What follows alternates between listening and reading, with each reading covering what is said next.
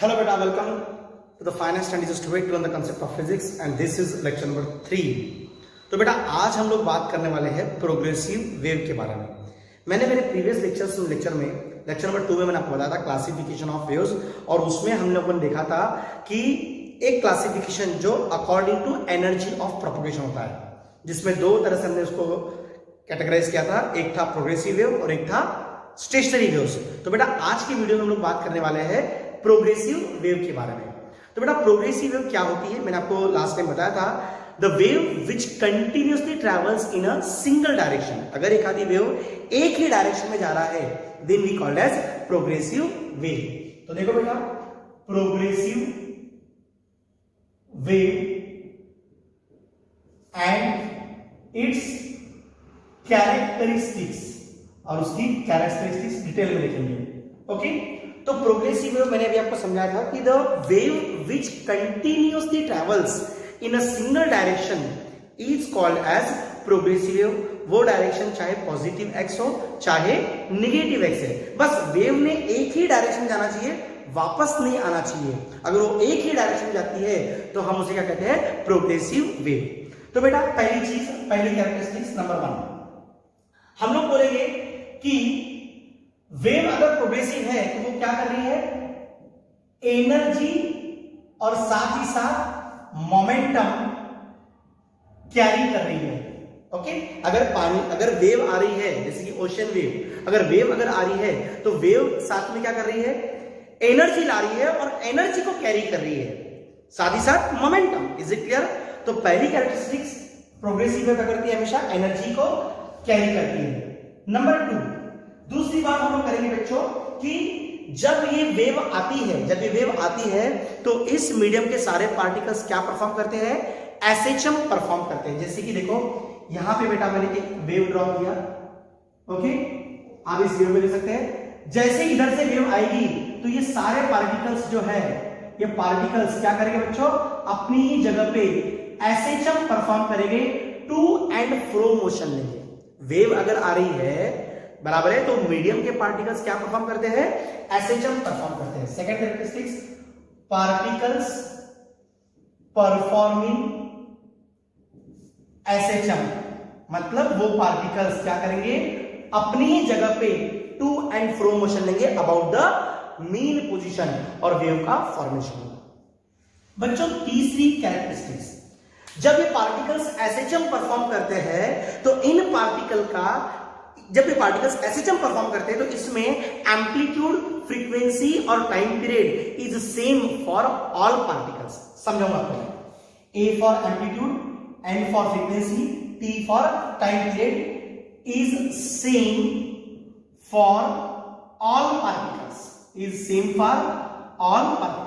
मतलब क्या होता है, देखो यहां से पार्टिकल मैक्सिमम कहां तक जा सकता है, यहां तक, मतलब पार्टिकल मैक्सिमम ऑसिलेशन कहां तक लेगा, यहां तक, इसके ऊपर तो पार्टिकल जाएगा नहीं ना।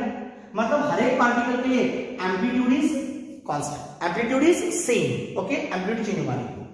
दूसरी बात फ्रीक्वेंसी, मतलब एक सेकंड के अंदर वो पार्टिकल्स कितने ऑसिलेशंस देता है। Okay, that is same. Okay, number of oscillations perform by the particle पर सेकंड इज सेम।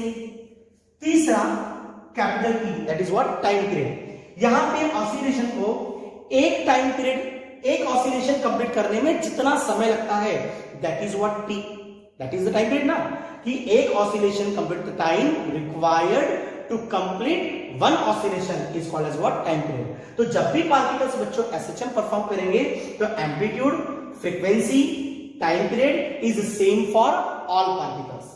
बच्चों चौथी कैरेक्टरिस्टिक्स पे बात करेंगे हम लोग। चौथी कैरेक्टरिस्टिक कि state of oscillation is different. अब ये बहुत इंपॉर्टेंट है, स्टेट ऑफ ऑसिलेशन ये कैसा रहेगा, डिफरेंट। अब आपको ये समझाता हूं मैं कि ये स्टेट ऑफ ऑसिलेशन क्या है।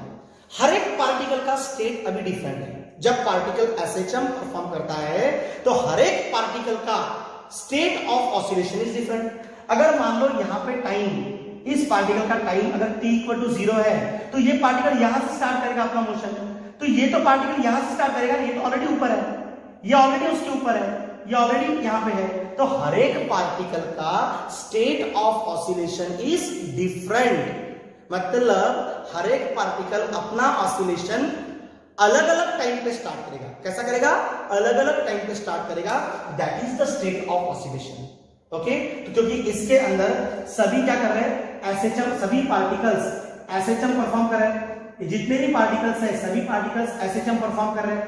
तो हर एक पार्टिकल का एसएचएम अपनी अपनी पोजीशन से स्टार्ट हो रहा है। Is it clear? कोई यहां पे है, कोई यहां पे है, कोई यहां पे है, कोई यहां पे है। तो t इक्वल टू 0 अगर टाइम पे ये पार्टिकल यहां से स्टार्ट कर रहा, तो ये पार्टिकल यहां से ऊपर जाएगा, ये पार्टिकल यहां से ऊपर जाएगा। So state of oscillation is different.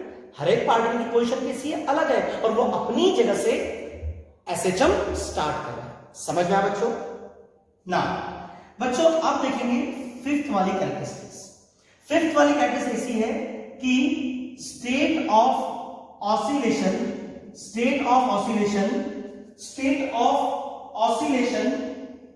Is same distance, इसके बीच का डिस्टेंस उसे कहेंगे lambda. That is the Greek letter called as wavelength. मैं आपको समझाता हूं क्या। अगर दो पार्टिकल्स के बीच का स्टेट ऑफ ऑसिलेशन अगर सेम है, दो पार्टिकल्स के बीच का अगर स्टेट ऑफ ऑसिलेशन अगर सेम है, तो वो दो पार्टिकल्स के बीच का डिस्टेंस मतलब क्या होता है? लैम्डा। आप देख सकते हो ये वाला पार्टिकल और ये वाला पार्टिकल, ये भी अपना मोशन स्टार्ट कर रहा है, ये भी अपना मोशन स्टार्ट कर रहा है। मतलब यहां से यहां तक बीच में बहुत सारे पार्टिकल्स हैं, लेकिन कोई पार्टिकल का ऑसिलेशन, कोई पार्टिकल का स्टेट इनके बराबर नहीं है, क्योंकि ये अपना मोशन स्टार्ट कर रहे हैं। हर एक पार्टिकल अपनी अपनी जगह पे है, बराबर ना? तो इन दोनों के बीच में ऐसा कोई पार्टिकल नहीं है कि जिनका स्टेट ऑफ ऑसिलेशन ये दो पार्टिकल के बराबर है। बात समझ में आ रही है? तो ये दो पार्टिकल का स्टेट ऑफ ऑसिलेशन कैसा है? सेम है। तो ये दो पार्टिकल्स के बीच का डिस्टेंस मतलब होता है क्या? लैम्डा। और इसे कहते हैं बच्चों क्या? वेवलेंथ। तो बड़ी सिंपल सी डेफिनेशन है वेवलेंथ की। वेवलेंथ क्या होता है? It is the distance between two particles having same state of oscillation. Having same state of oscillation. Is it clear? तो यहां पे दो पार्टिकल्स के बीच का डिस्टेंस, ये दोनों पार्टिकल सेम स्टेट के ऊपर है, तो इनके बीच का डिस्टेंस मतलब क्या होता है बच्चों? वेवलेंथ। और यहां पे तुम्हारी एक वेव क्या होगी? कंप्लीट। इज इट क्लियर बच्चों? तो that is most important. Then बच्चों 6 नंबर का कैरेक्टरिस्टिक्स मैं इधर लिखूंगा, ठीक है? अब देखो 6 नंबर का कैरेक्टरिस्टिक्स क्या है कि ये डबली पीरियोडिक। ऐसा है डबली पीरियोडिक। बच्चों पीरियोडिक का मतलब क्या है कि इक्वल इंटरवल के टाइम में बार बार रिपीट होना। क्या होना? रिपीट होना। That is what periodic. Doubly periodic मतलब क्या है?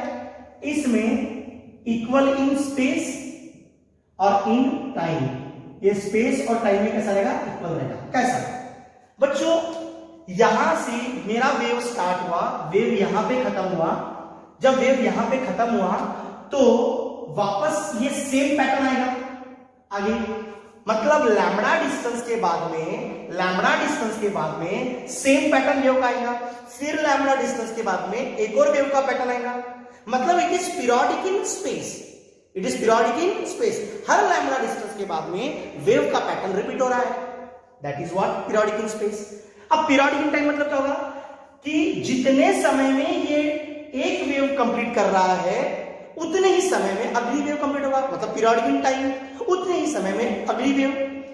It means that it is doubly periodic. It means that it is periodic in space as well as periodic in time. बच्चों लास्ट प्रॉपर्टी जो कि और ज्यादा इंपॉर्टेंट है, इसके एग्जांपल्स क्या है? कौन सी है प्रोग्रेसिव वेव्स? तो प्रोग्रेसिव वेव्स रहेंगी कौन सी?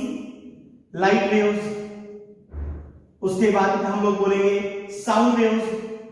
These are the examples of progressive wave. ये एक ही डायरेक्शन में ट्रैवल होते हैं, वापस नहीं आते हैं। मैं बोल रहा हूं मेरा साउंड सीधा ट्रैवल हो रहा है, वापस नहीं आएगा। बराबर? लाइट सीधा चलेगा, प्रोग्रेसिव है, एक डायरेक्शन में ट्रैवल होगा, वापस नहीं आएगा। So these are the one of the best examples of progressive wave. तो बच्चों आज की वीडियो में आपको समझ में आया, बड़े ही शॉर्टकट वे से मैंने आपको समझाया कि प्रोग्रेसिव वेव क्या है और उसकी कैरेक्टरिस्टिक्स। तो प्रोग्रेसिव वेव एक वैसी वेव है जो कंटिन्यूअसली एक ही डायरेक्शन में ट्रैवल करेगा, जिसकी कैरेक्टरिस्टिक क्या है, एनर्जी मोमेंटम कैरी करता है प्रोग्रेसिव वेव। उसमें पार्टिकल्स, उसमें मीडियम के पार्टिकल्स क्या परफॉर्म करते हैं, एसएचएम, और हर पार्टिकल्स का एम्पलीट्यूड, फ्रीक्वेंसी, टाइम के संग same, state of oscillation is different, her particle अपनी अपनी जगह से एसएचएम स्टार्ट करेगा। Number 5, state of oscillation is same between two particles, जहां दो पार्टिकल्स के बीच का, दो पार्टिकल्स सेम स्टेट के ऊपर है, उनके बीच का डिस्टेंस मतलब क्या, lambda. Lambda is a Greek letter that is called as wavelength. तो very simple definition, wavelength is the distance between two particles having same state of oscillation.